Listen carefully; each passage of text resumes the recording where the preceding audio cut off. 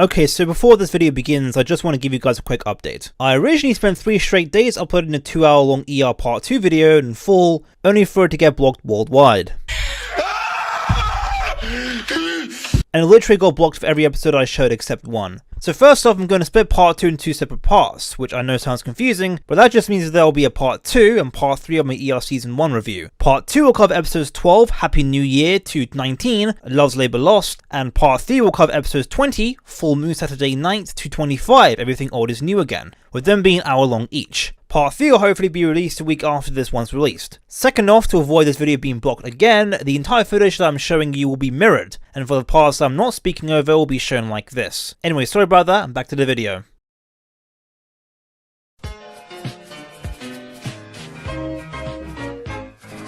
Hey, what's up guys, Smashheads here. This is part 2 of my review/analysis of the first season of the show ER. If you haven't seen part 1, I highly suggest you do so, it will be in the link in the description. Episode 12, Happy New Year. Goodbye 1994, hello 1995. The opening shot shows Carter running frantically to the hospital to then tell Dr. Green that a man has just been shot outside.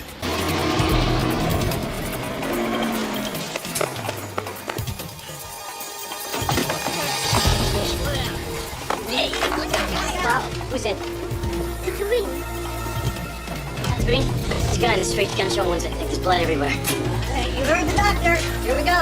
He's then brought to the hospital, in which Carter himself intubates him. However, Benton still doesn't let him oversee or take part in the surgery. There's gonna be enough bodies swarming around. It's been in there yet. I'll take him from the air. There's been nothing would have found him in the street. Yeah, well, you probably saved his life. Let's go. After this, both Carter and Benton have an argument about when Carter will get to take part in an actual surgical case. This is supposed to be my surgical rotation. Your ER. I haven't stepped foot in an OR yet. Yeah? So there's future students like this? Like what? Dr. Benton, I hate to complain, but all I do for you is your scout work. Yeah, well, that's what I did for my surgical resident. It's what we all did, and it's what you will continue to do until you can do it in your sleep. Look, you are a medical student. You're here to make my life easy. Yeah, I'm also here to learn. Susan tries to get her attending physician, Dr. Kaysen, to sign off on a patient, but he is preoccupied. Dr. Kaysen? I'm very busy, Dr. Lewis. This will just take a minute. I've got a patient with mitral valve prolapse. You'll have to wait, Dr. Lewis. I've got a patient coming out of surgery. Later, Kaysen somehow deflects the blame on Dr. Lewis hours later for not telling him to sign off sooner. Mrs. Davies is 38 years old. Known history of recurrent, easily controlled SVT. Should have released her hours ago. I did try to talk to you about her, but you were on your way to recovery. Should have come to me a long time before that. This patient's been here for hours. Bruh. Anyway, Susan's sister Chloe, in timely fashion, tells Susan that she's moving to Texas with her boyfriend. Susan chastises her and lets her know it's a dumb idea, considering how Chloe has little to no idea about what she's actually going to do once heading to Texas. And, a big and, she's pregnant, meaning she has more responsibility. But Chloe is dead set on going. This is crazy. I don't think you should go. But you want me and Ronnie and the baby to stay with you?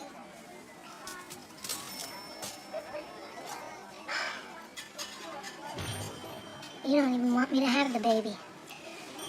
I just think... Well, I want to, and I'm going to. Well, at least stay in Chicago. Maybe I can talk to Mom and Dad, and you know, the way you... I don't want that. I don't want to stay with people that always think that I'm doing the wrong thing. I'm gonna love this baby, Susan, so much. And I want everyone else to love it, too. Benton and his sister Jackie are disgusted by the treatment that their mother's getting. Due to the state of her condition, mainly due to a recent stroke, Jackie suggested they'd move her to a nursing home. Her and Peter argue about it, with Jackie pointing out about Peter's selfishness and the fact that he's too focused on work, therefore he has less of a say. Again, it's one of those moments that just when he started to despise Benton and his authoritarian attitudes, he gets humbled and knocked back down by someone stronger than him. Alright, I'll make the arrangements. I'll pay for it. And since when do you have all this extra money? Well, Jackie, let me worry about it. No, wait a minute. What is this, some kind of done deal just because you say so? Well, where the hell have you been for the past 6 years while Walt not worried about it? I can't put us in a... You won't have to. It's our decision. All of ours. Carter confides in Green about Benton's attitude towards him partaking in surgery. Green's advises to simply get used to it. I'm just not sure that Dr. Benton's all that interested in supervising me anymore. In fact, I'm fairly certain that he's not. So, warm, fuzzy demeanor, it's not getting through to you? Yes, that would be accurate. When I was in medical school, I had a ton of residents like Benton. Matter of fact, I think Benton had a ton of residents like Benton. It's not the worst one you're gonna get. My advice? Get used to it. And he does. After an exceptionally good performance in the ER, Benton finally gives Carter the opportunity to scrub in on the surgery. Morgenstern and I are doing a gallbladder at 8 p.m. Scrub in by 10:30.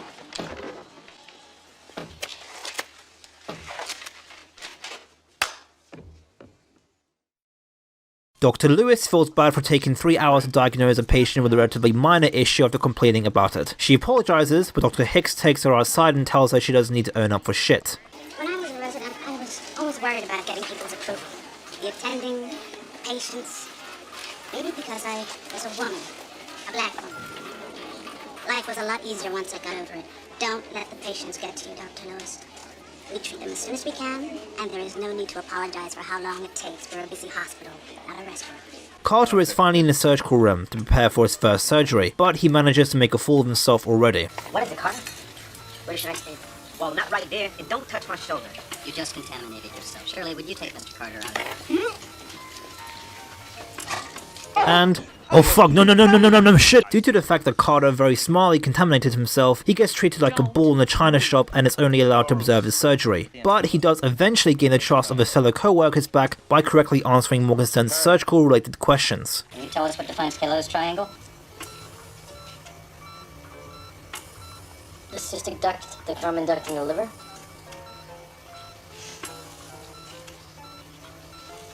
Hold this retractor, will you?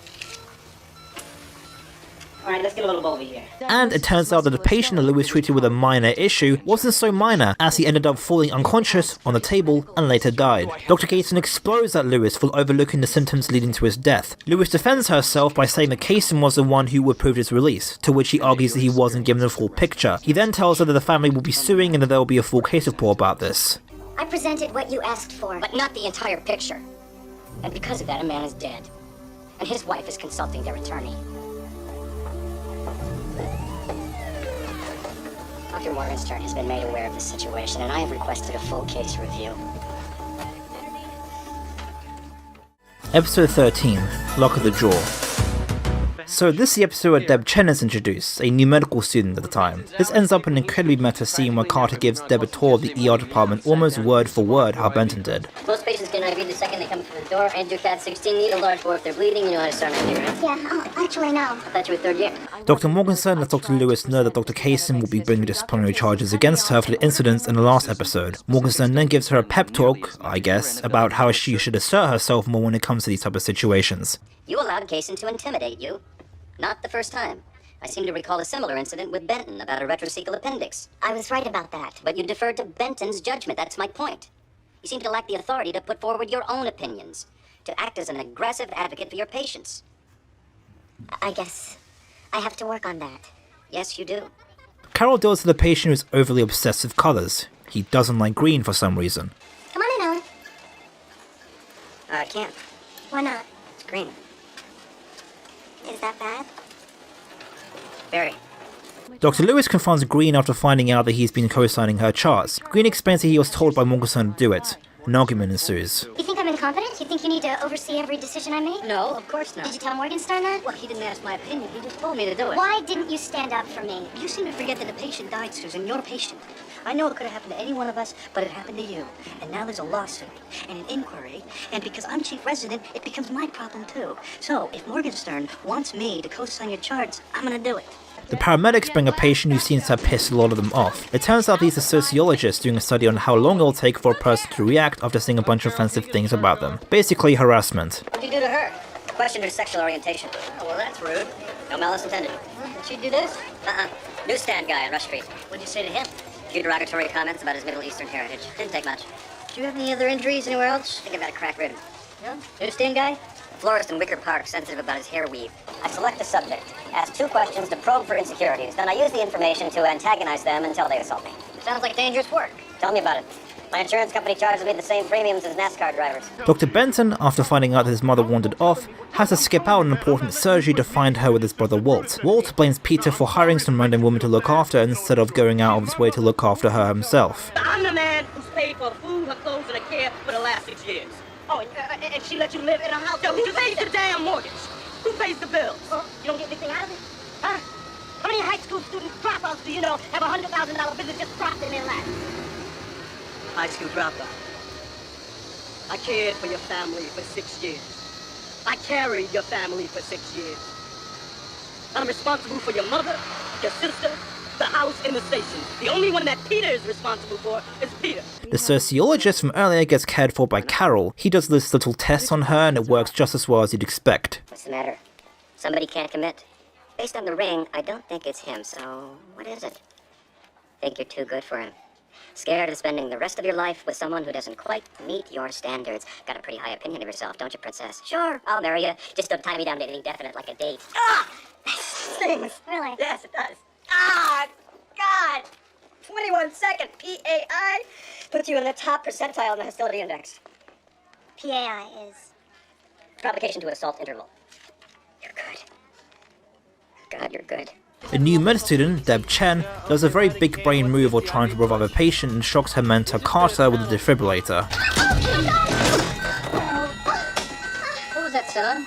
200? Oh, you should be okay. Susan and Carol find out the atypical patient from earlier has a tumor. Alan, when you gave me your medical history this morning, you didn't tell me you had cancer. What's nice about this room is that it's not too bright. When the yellow's too bright, it's not welcoming. Alan, you have a tumor in your chest, encasing your heart and infiltrating your lungs. On the other hand, if yellow's too pale, it feels cold and clammy. There are treatments, Alan. Chemotherapy, radiation. Dr. Lewis and I think you should see an oncologist. I'll tell you one thing. Whoever made this room sure knew his yellow.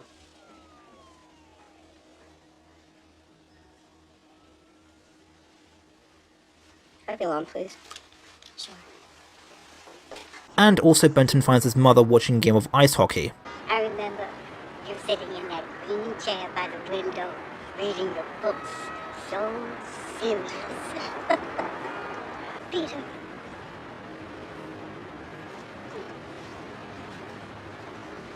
I don't want to go into a nursing home.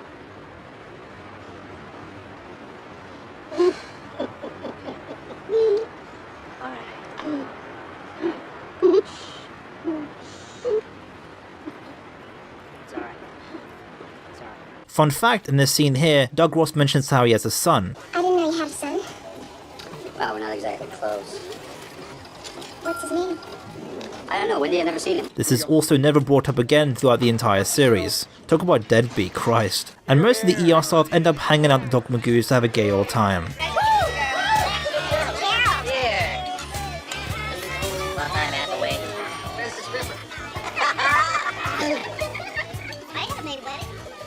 What month did you divorce?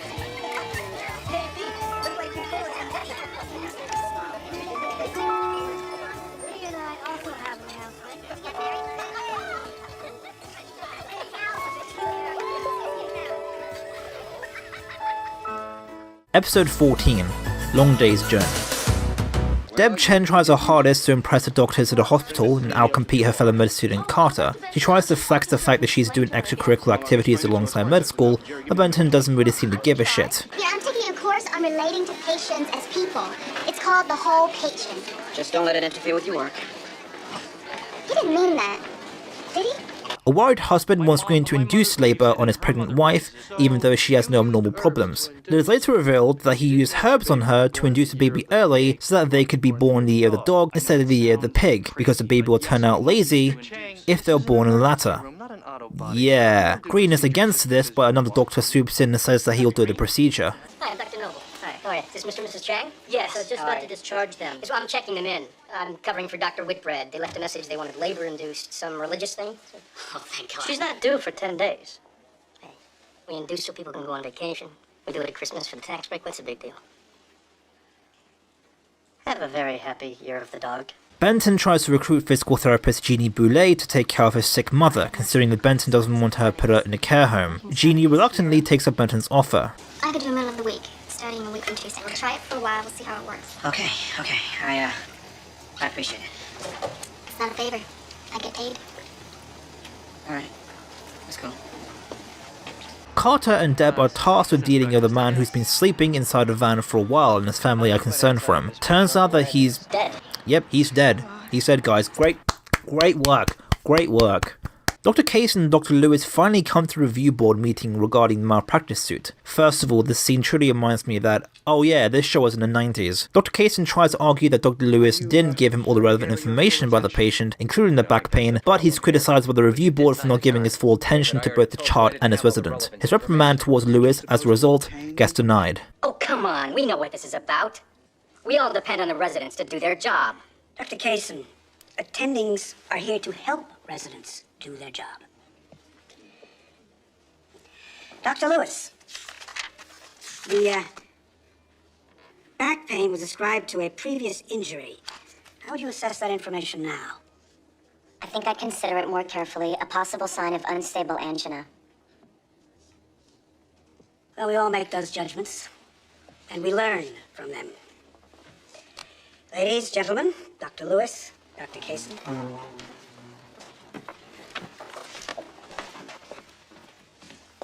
Dr. Ross detects cancer in a young boy who was brought in with a wrestling injury. He later reassures him when he gets an injection. That's all she wrote. Wasn't so bad, was it? Never got shot before. You're gonna do okay. Benton's sister, Jackie, does not agree with Benton's decision of hiring a physical therapist for their mother, as she feels like he's avoiding the inevitable. Benton argues that this is just an excuse for Jackie to live in her mother's house. So, how are you supposed to pay for a nursing home, huh? For savings. That's perfect. You get the house, you get to spend every penny that she and Papa can save, right? Except what she gave me for med school. But Jackie, don't even go there. Because I'm up to my ass in debt, alright? And in a couple of years, you'll make more money than Walt and I will ever see. I'll tell you what, Peter. Take the damn house, okay? Take it. You can even have your old room back. We'll clear out of there tomorrow. Then you can bathe her and feed her and keep her from taking her clothes off in front of the damn neighbors. Doug meets a woman named Diane Leeds, who works in hospital risk management, and her son Jake. You got a killer player there. Yeah, he's a pretty tough guy. How much longer I'll be paying his allowance for the week? Wish you would.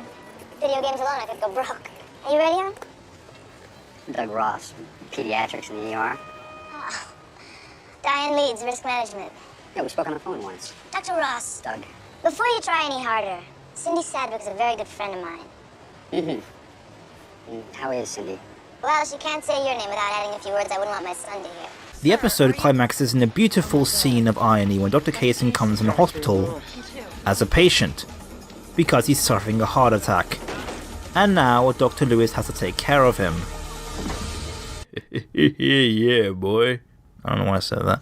Doug takes care of a teenage boy who looks like he got beat up. He later gets diagnosed with AIDS. Dr. Ross puts the pieces together and tries to dissuade the boy from a life of prostitution. You still working the street there? Playing safe? They don't want you using rubbers. It's not what they pay for, you know? I'm gonna check you in and do an HIV test on the truth in the night. Thanks anyway, but no thanks. I just want to get out of here. Terry, if you have sex with people, you're gonna infect them too. You know what? I gotta feed myself, right? Some of my friends too, you know? Terry, you are sick and you're gonna get sicker. Check yourself in, we can stop the pneumonia and we'll put you on a program for AZT. Hey, man, I'm okay. Listen to me, you are not gonna get healthier on the street. Can you go home? Is there anybody that'll take you in? They threw me out. They won't be taking me back now. When Dr. Cason is given a choice between having angioplasty and TPA, he chooses the latter. Again, this is painfully ironic given that in my part 1 video, Dr. Cason argues with Dr. Lewis that she should have given his patient angioplasty and not TPA. Another doctor wants angioplasty for Cason, but Susan defends Cason's choice and threatens that the doctor had taken him to the review board. Let's move it. You can't do that. What? He's my patient. He doesn't want angioplasty. He wants TPA. Dr.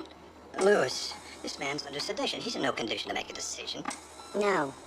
Stop this adolescent behavior and get the hell out of my way. If you take him out of here, I'll see you at a review committee and they will fry your ass so fast you'll be lucky to keep your license. Please order the TPA. Get it in here right now.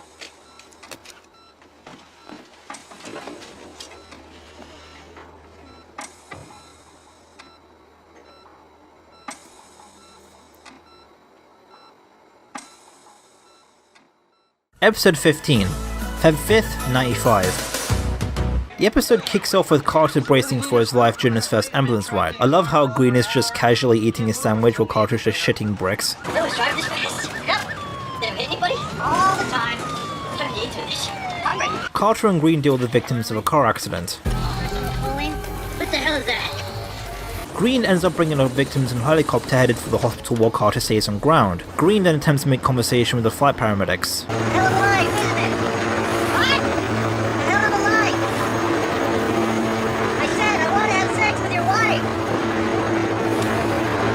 wife. Chen is tasked with inserting a catheter into a male patient. If you don't know what a catheter is, let's just say Google is your friend. Clean with betadine, put KY on the catheter, and thread it in.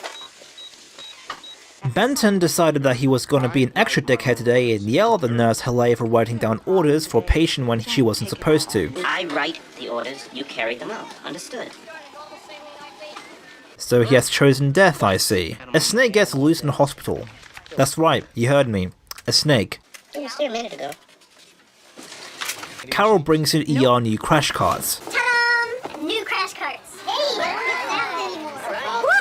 While working on a patient, Helene refuses to take verbal orders and Benton to prove a point. I'm not comfortable taking verbal orders.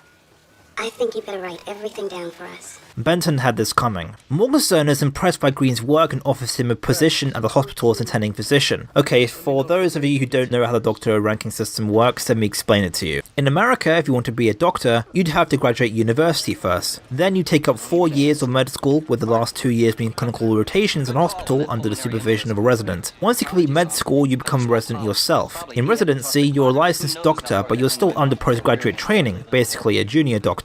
You have your own patients, but there's still more senior privileges that you can't access. Basically, the training's just gaining experience. A first-year resident is also referred to as an intern for some reason. In this show at least, a residency in emergency medicine lasts for 4 to 5 years, but for surgery it can take up to 6 years. After your residency, you can choose to take a fellowship to further your learning in a specific field, which usually takes a few years. But if you don't want to do a fellowship, you can still jump right up to the rank of attending after completing a residency. An attending physician is pretty much the highest non-administrative rank you can claim. By then, you're recognized by the staff as a confident and independent doctor. Also, your working hours are a lot less. Anyway, Green gets offered a position to work as one by the new working year and he accepts. Thank you. Thank you. You earned it. A young boy just casually walks in with a pistol, you know, as you do. He finds his friend, I guess, lying on a hospital bed and learns that the doctor is unable to save him. He points a gun at Benton, but then fucks off.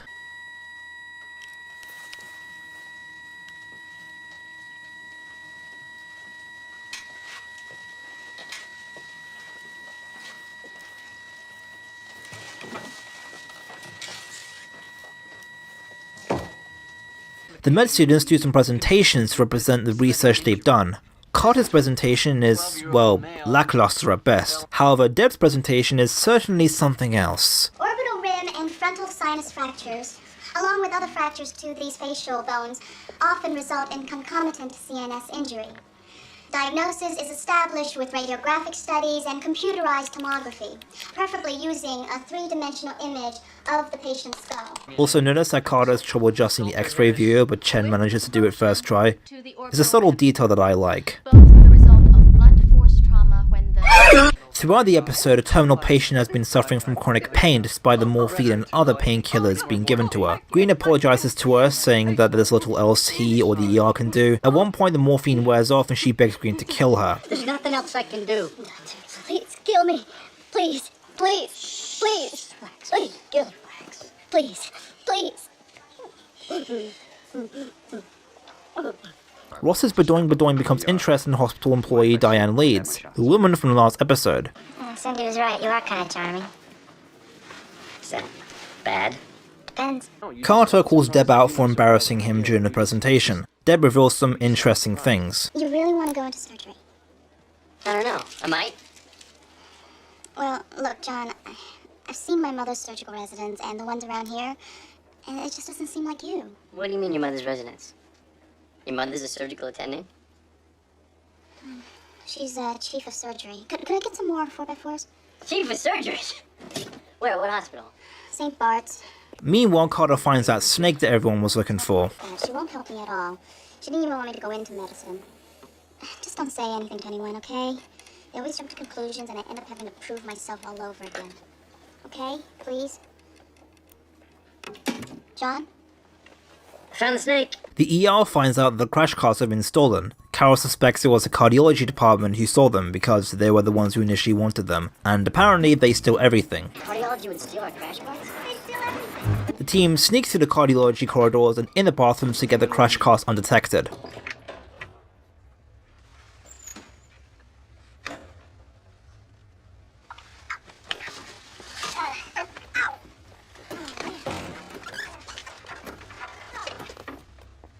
As they try to walk back to the elevator of the crash cars, Cal notices that there's someone there near the reception desk. Doug uses his boyish charm to divert her away so the rest of the team can sneak in with the crash car successfully. Sure. Doug, hi, how have you been? Good. You look great. You lost some weight. I got married last year, remember? Believe me, I'm still in mourning. He's unbelievable. You wonder why I slept with him on the first date? Really? First date? No kidding. Yeah. I rang the doorbell, next thing I knew we were on the kitchen floor. Kitchen floor? Jeez, I gotta start dating again. Green is affected by the death of a terminal patient. I was listening to those kids playing and watching the snow fall. You know, if you stand right here, just right here, you can see the L from here. Faces looking out the windows into the darkness. Life goes on, Mark. Hathaway chastises Benson for his continued disrespect towards Haley after he complains that his schedule needs to be switched. She may not know how to cross-clamp an aorta, but Haley has been working in emergency medicine for 20 years, and if you would ever hop off that pedestal you put yourself on, you might see that the nurses make this place work, not you. Green breaks the news about being offered his intending position at counties to his wife, Jennifer. She is not pleased by this. Living by myself, without my wife, without my daughter. My wife? My daughter? Mark, it's only been 6 months. What about the last 6 years, huh? What about medical school and rotations and residency? Who was a paralegal so we could put food on the table? Who was in night school for years trying to finish college? Was that you? No, that was me. So, now I want it to be about me for a change, not you. Jeannie chastises Benson for coming back late and for not warning her about his mother's more serious conditions that she has to deal with. She's masking well, but she has limited use of her left arm and leg, and she's got bruises all over her left side from running into things. And you should have warned me about the incontinence. Yeah, well, that's just a sometime thing. Not tonight, it wasn't. Episode 16, Make of Two Hearts. Ross and Hathaway treat a young, fever-stricken Russian girl who was brought in by her adopted mother. She has some upper respiratory congestion and an ear infection, which is probably what's causing the fever.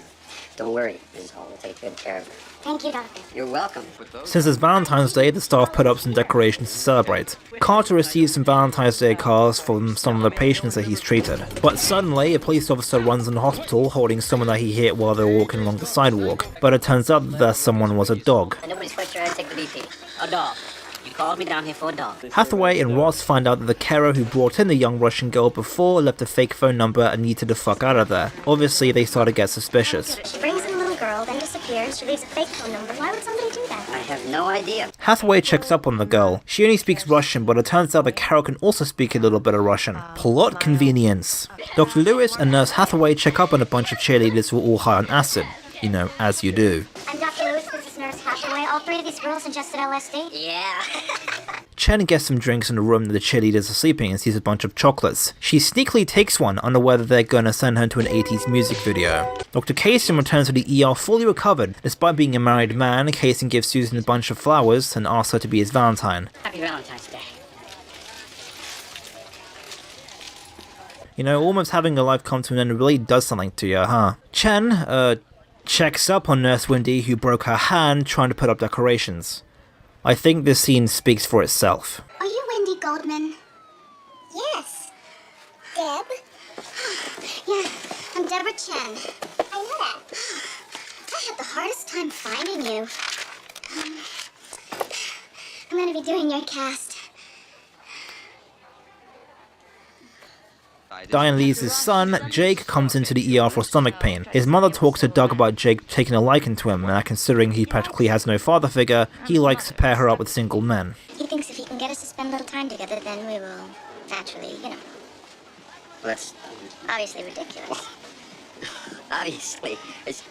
Almost immediately after, Doug gets a white blood count result of the Russian girl. Him and Carol find out that she's got AIDS, which sadly explains a lot about the carer abandoning her. They later discuss what to do with her, and Carol gets frustrated over the lack of options for her. The situation is what it is. We'll do what we can. Yeah, well, it isn't much. I mean, we give her some antibiotics, we bring down her fever, and we kick her out. Children and Family Services She's got find AIDS, some Doug. place for her she to doesn't even stay. speak the language. It barely makes her a good candidate for being a foster child. That's right. So what do you suggest that we do? Anything else? There isn't anything else. The carer comes back to the hospital, probably feeling guilty about abandoning her adopted child. Carol tells her that she can't take her back home. You can't take her home tonight. I know. After this morning, I'm not sure you'll ever be able to take her home. I don't want to. She sees the girl one last time. I gotta say goodbye. До свидания.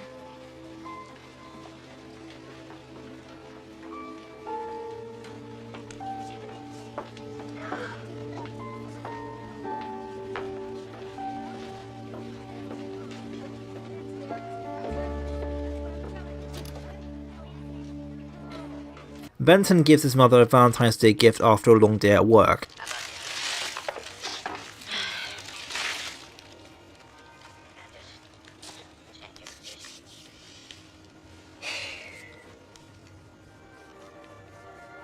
Happy Valentine's Day.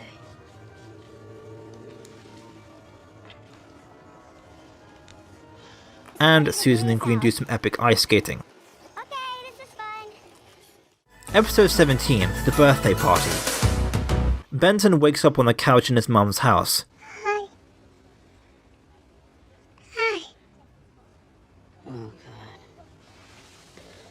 How you soft, kid? Benton is reminded that it's her mum's birthday. He says that he'll figure something out so he can celebrate. So you're not coming?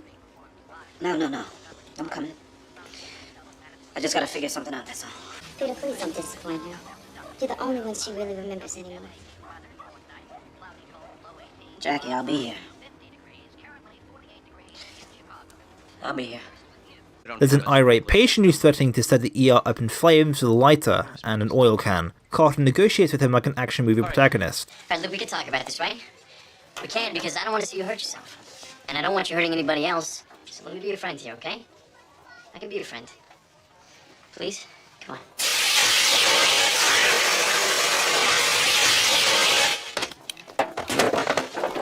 When you're finished making new friends, Dr. Floyd, Sparky, they will need an eye wash and a shower. Doug treats a kid who is stuck inside a taxidermy tiger head. We're gonna saw the jaw off the tiger. It's been in my family for 90 years. I mean, it's historical, for God's sake. I mean, gee. Teddy Roosevelt. Carter and Deb discuss what they want to do for their sub-internships next year. Carter finds out that Deb is a lot more certain than he is. Have you decided what you're going to do in your sub-I next year? Well, I don't know. She's got a couple months to make up her minds. Oh, sure, but the good ones are going to be long gone. So we just had to sign up. No, it's really competitive. Carter eavesdrops on a phone call conversation with Benton mentioning his mum's birthday. Carter then mistakes it for him talking about Benton's own birthday. Then Carter asks him about the chances of joining the trauma sub-internship. 12 people have applied, right? Right, yeah, with me it would be 13. Well, then I'd say your chances are 1 in 13. You walked into that one. Ross talks to the father of the patient who was accidentally shot by his brother after supposedly getting access to his father's guns. Kyle, stop it. I said shut up.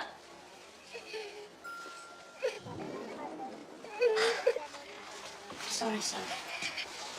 It's okay, son. It's okay. I'm sorry, Kyle. It's gonna be alright. Green shoots a drugged up girl and her father suspects that she tried to kill herself. Her boyfriend says otherwise. So you weren't considering suicide? Hey, she just told you what happened. DJ, shut up. You're not part of this family. Hey, don't you tell me to shut up. Why don't you shut up? Why don't you all shut up, okay?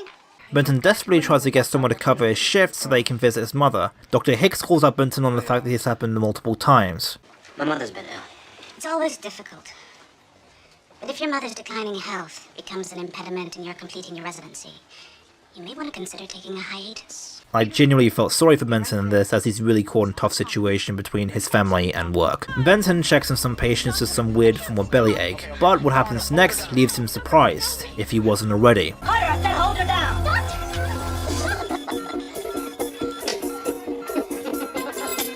Happy birthday, Peter.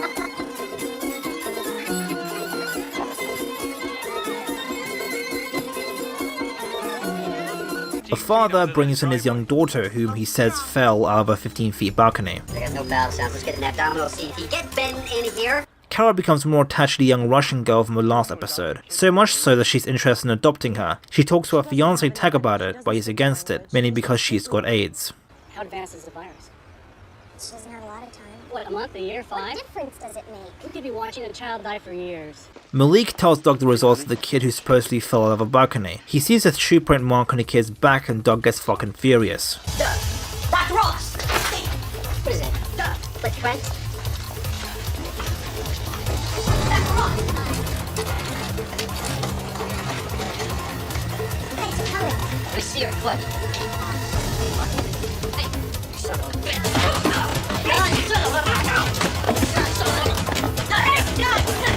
God, I'm alright.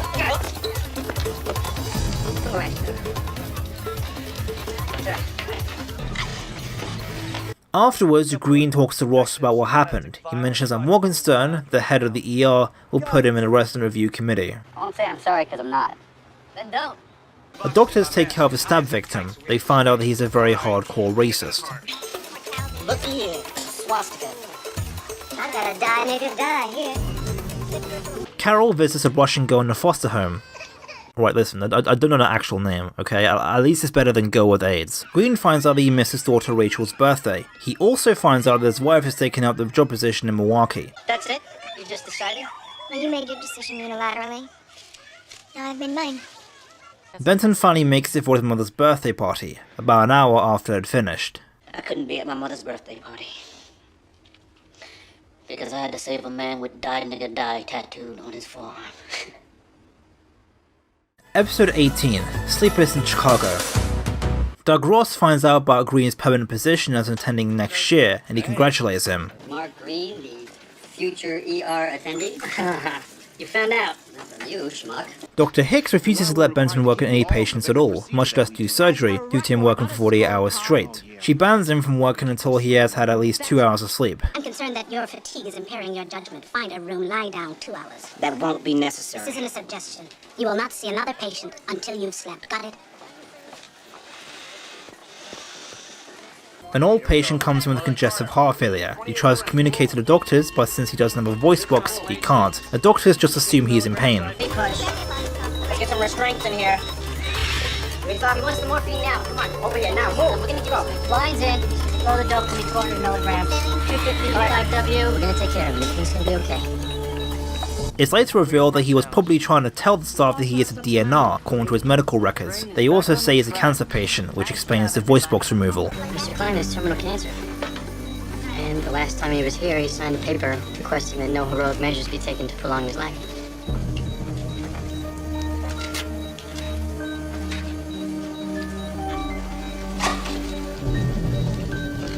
Mr. Klein, the old patient from earlier, gets a visit from Carter and apologizes about earlier. He manages to communicate to him that he wants to contact his son, Roger, in Bloomington. Mr. Klein, I'm sorry about what happened earlier. Carol is more dead set than ever on adopting a Russian girl and son's documents in a foster home. She later talks to one of her fellow nurses about it, but she seems skeptical of her decision. Well, it just seems like a tough way to start off a marriage. You think it's a bad idea? No, don't look, Carol. It doesn't matter what I think. Certainly no expert on marriage. Benton, who still hasn't got a wink of sleep, orders Carter to bring any surgical-related consults to him, despite being specifically ordered not to by Dr. Hicks until he was called. Carter? Just do it, alright? Okay. The young girl comes in the ER for a supposed radiator burn, but Ross finds out that isn't the case. The mother later reveals that she punishes her child for touching herself by burning her with hot paperweights. I didn't mean to hurt her. I guess I just left it on too long. It's not as bad as it sounds. My mother did the same thing to me. A con man attempts to get some extra cash from Jerry, the desk clerk, by confusing him by swapping equivalent cash. Actually, could I have a 10 for 2 of the 5s? Okay. Right there.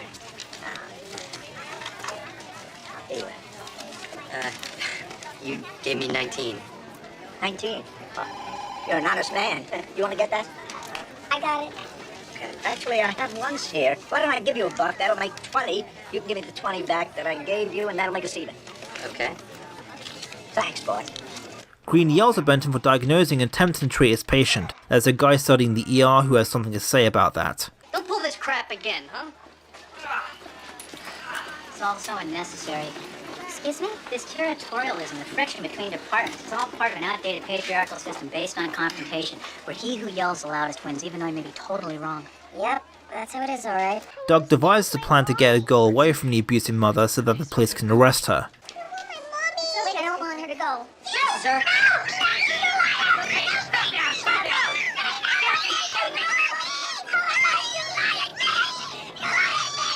Benton treats the patient to move a kidney stone via surgery, but before he even gets a chance to do so, the stone passes. This agitates Benton even more, as it is basically his version of being cock-blocked. Well, folks, we can all scrub out. The stone hath passed. Oh, thank God. Sadly, Carter fails to find Mr. Klein's son, Roger. He asks if there's anyone else he could call. How long has it been since you spoke to your son? 10 years. Oh, no. 20 years. Sorry. Benton tells Carter off for wasting time on DNR where he could be treating more patients. Carter, this is your surgical rotation, not pastoral care. It's not your job to become this man's family. Ben, I think there's more to patient care than just cutting them open. And that's what nurses are for. This starts a dilemma for Carter where he's a little more empathetic towards patients than your average surgeon. This lasts multiple seasons and leaves Carter to make a very important decision towards the end of it, which I'm not going to spoil, but yeah, just thought I'd mention it. Earlier, the random guy studying the ER to make a modern, better medical working environment for the 21st century basically solves Green's dilemma with his wife by moving to Kenosha, which is exactly halfway between Milwaukee and Chicago, and they can both easily commute to their jobs. Kenosha, we can live there, be a family, and commute. I've actually been to Kenosha. Oh, it's great. It's right on the lake. They got great schools. Birthplace of Dominici. Benton finally catches some winks of sleep while stitching up his patient's arm. Hey.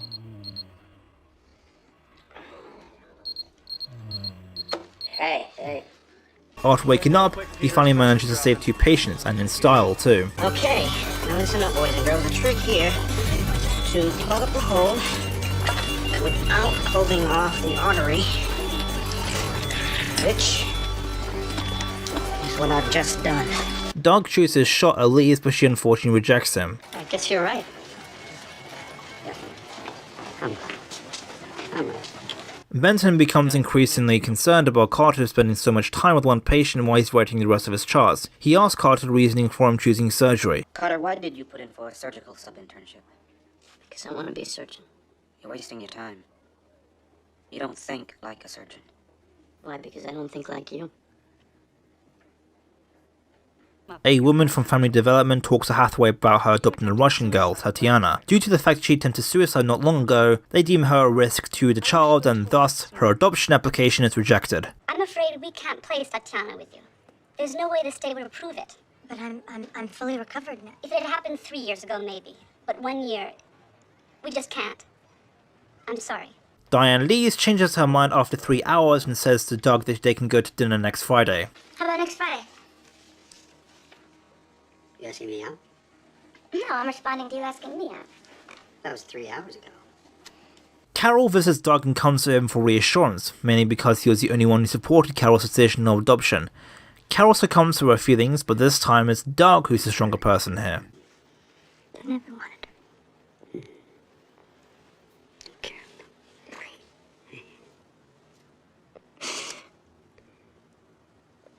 Why don't I drive you home? The doctor from earlier studying the ER later turns out to be a hack. This is a mistake. This is Dr. Koch from MIT, Sloan. School of Management. Yeah, I know. It's the latest thing. A few months ago, he passed as an OB and delivered 2 babies before we caught him. He's real smart. Reads a lot.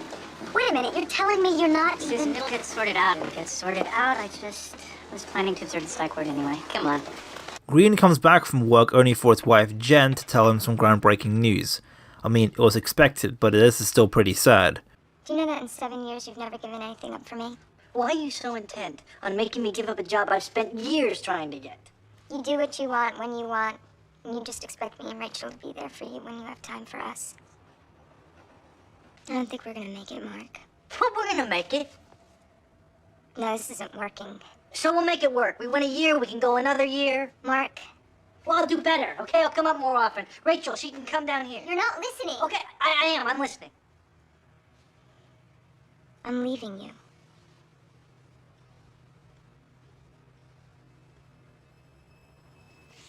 sorry.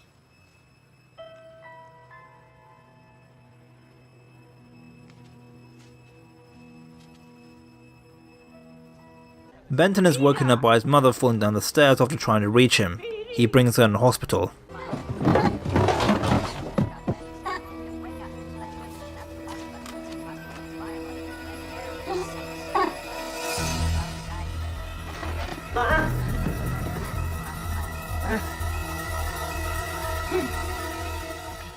Episode 19, Love's Labour Lost.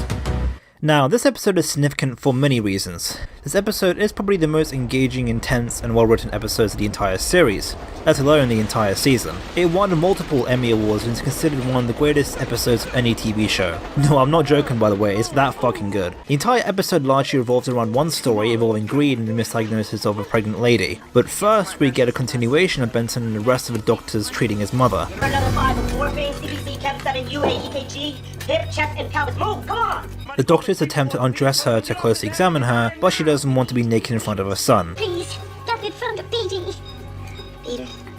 Peter. What? She doesn't want to be naked in front of her son.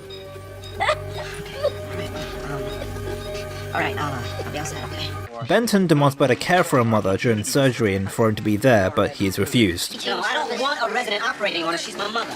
I'll scrub in. So does that mean you're gonna be the one holding the knife? Alright, I want to scrub in too. I'll be in there. That's not good enough, sir. Now look, I know this is your mother, but you are way over the line, son.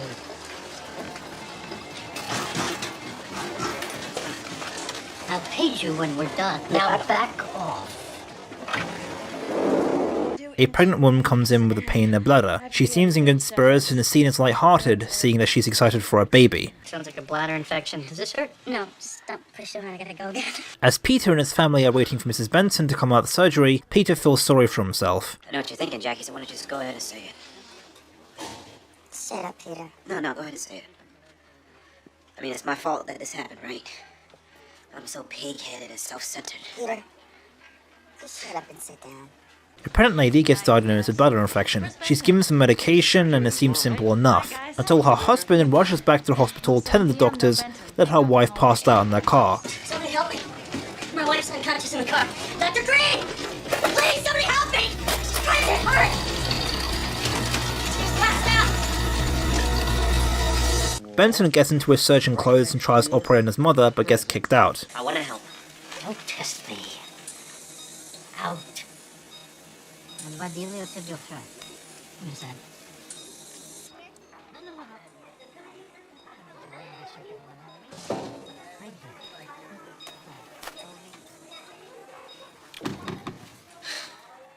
While the doctor is operating on the pregnant woman, a myriad of problems arise. The tone is clearly very different from before, with everyone in sudden confusion and panic. I'm restrained her. Do something. Somebody help her! Help her. Push another 4 max sulfate. Luckily, she ends up stabilizing, and Green tells her husband that she's got eclampsia, a type of rare complication occurring in late-stage pregnancy. Doctor, what the hell is going on? Your wife has a disorder of late pregnancy known as eclampsia. The blood vessels go into spasm, causing a lack of oxygen to the brain, which leads to the seizures. And we're relaxing them with this medicine. What about the baby? We're going to need to deliver. When? Soon. Very soon. Green suggests that Jodie has to give birth soon, but assures both her and her husband Sean that a C-section won't be necessary. Well, your eclampsia is under control, the baby's in good shape, and the cervix is favorable. I'd say we do a trial of labor. And if that doesn't work? I think it'll work.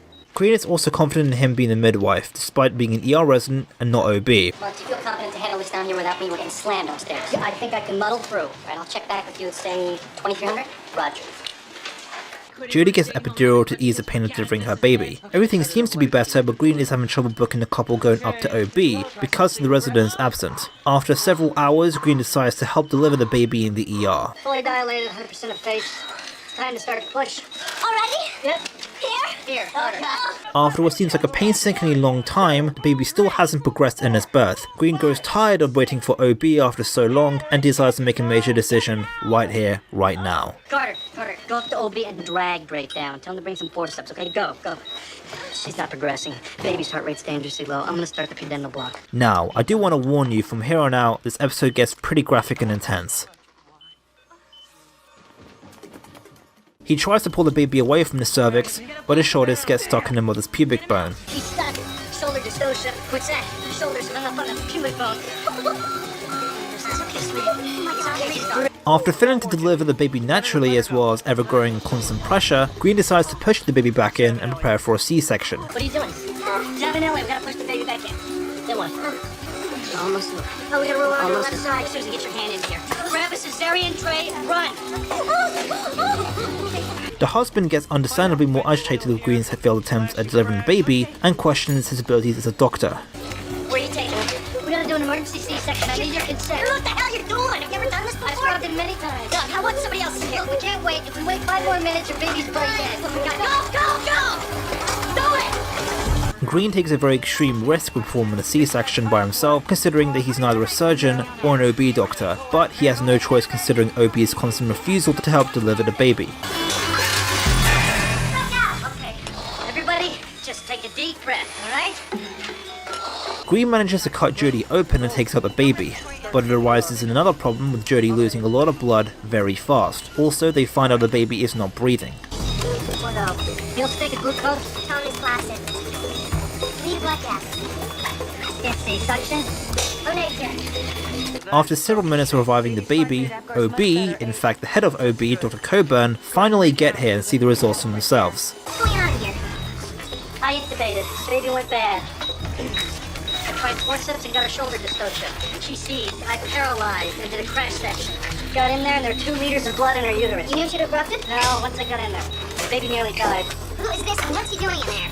John Carter, med students, and I'm pressing on the aorta. It's a damn mess. What, do you use a chainsaw? Well, I couldn't just stand around waiting while that baby died. Get an NICU transport team over here and the OB resident on call. Dr. Coburn buys Mark's head off for the messy procedure and the several mistakes he's made, to which Green repeats that he tried to contact the OB department multiple times without success. But at the same time, Green starts to blame himself for the mess that has occurred. I have never seen such a chain of errors in judgment. Yeah, I did what you said. You miss a preeclampsia, you underestimate the fetal weight. I was expecting OB backup. You miss a placental abruption. What? Blood clot right there. You do an ill-advised forceps delivery on a baby that's too big, and then you do a hack job of a C-section. Look, it was me in the barrel with a baby going down the tubes. The only thing that saved you from disaster was dumb luck. Yeah, well, it wasn't for me. The mother would be dead and the baby a vegetable. Who's on OB call? Drake. Mark, She's just covering herself. she was right. It was my screw up. You were great in there, Mark. Yeah. I would have done that. It was my fault, you know? It was my fault that she went sour. She's my patient. No one is going to blame you. Nah, they don't have to. To make things worse, Jodie starts crashing due to the amount of blood loss and the lack of clotting. She then goes into V-fib and the doctors try to revive her. Mark the time, 0542, charging 260. Clear. Okay, 300. Clear. This goes on for over an hour.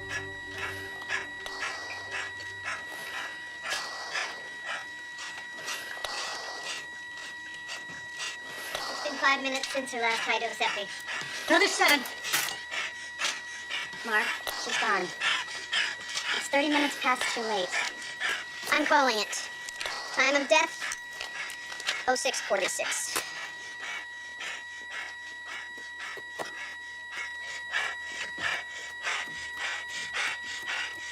It's not flatline. It's 5 V-fib. Another 7 megs epi.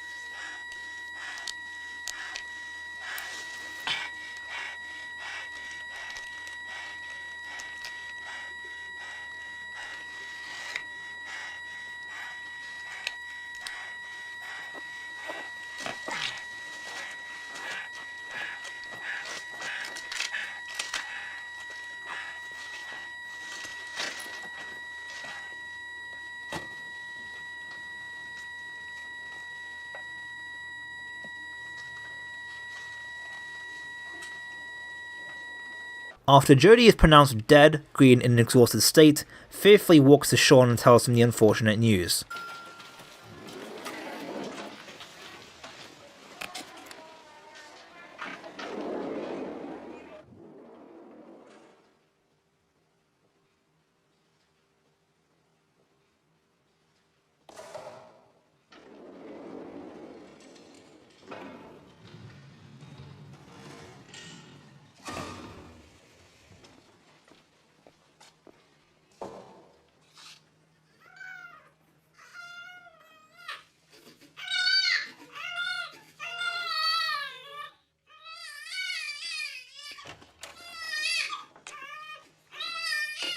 The scene is completely void of dialogue, by the way, because this scene is as powerful as it is without it. All we see is a crying Sean with a somber piano track and a camera panning out.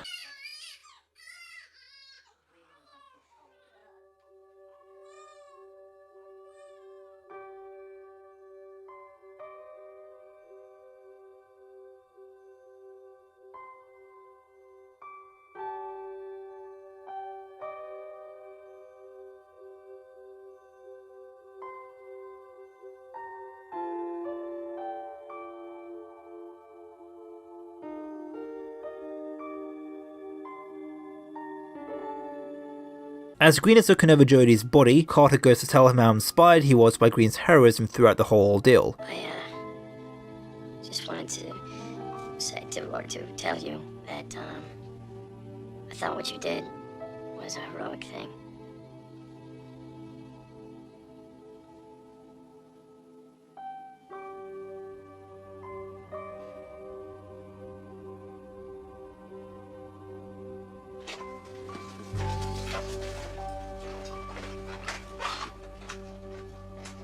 Green gets an emotional train ride back home.